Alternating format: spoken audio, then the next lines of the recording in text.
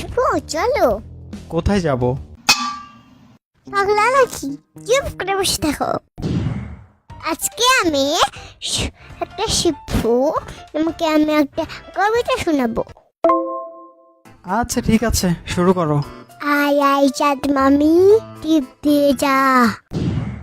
সারা জীবন চাঁদ মামা পড়ে আসলাম, হঠাৎ করে মামি আসলো কোথা থেকে? চাঁদ মামা বিয়ে করছে তাই। এমা কবে? দাওয়াত দিল না তো।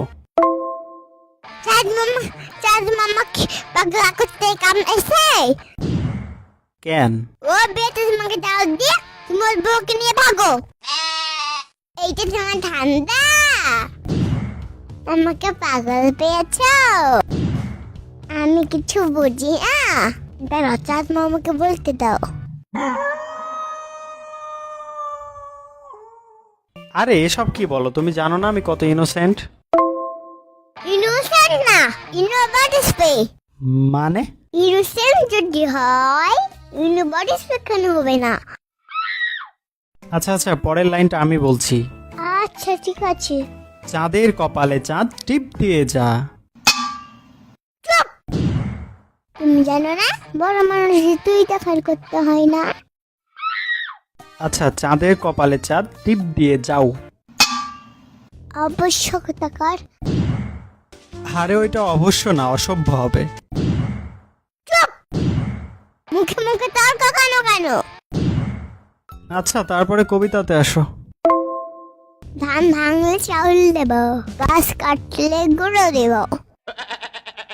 ধান ভাঙলে চাউল দিবা মেনে নিলাম, কিন্তু গাছ কাটতে যাওয়া কেন আবার? ভাত রান্না করবো কি দিয়ে?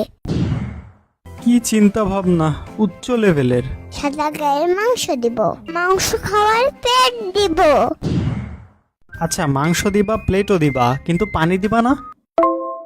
চাঁদেরা পানি খায় না, শুধু ভাত খায় নাকি?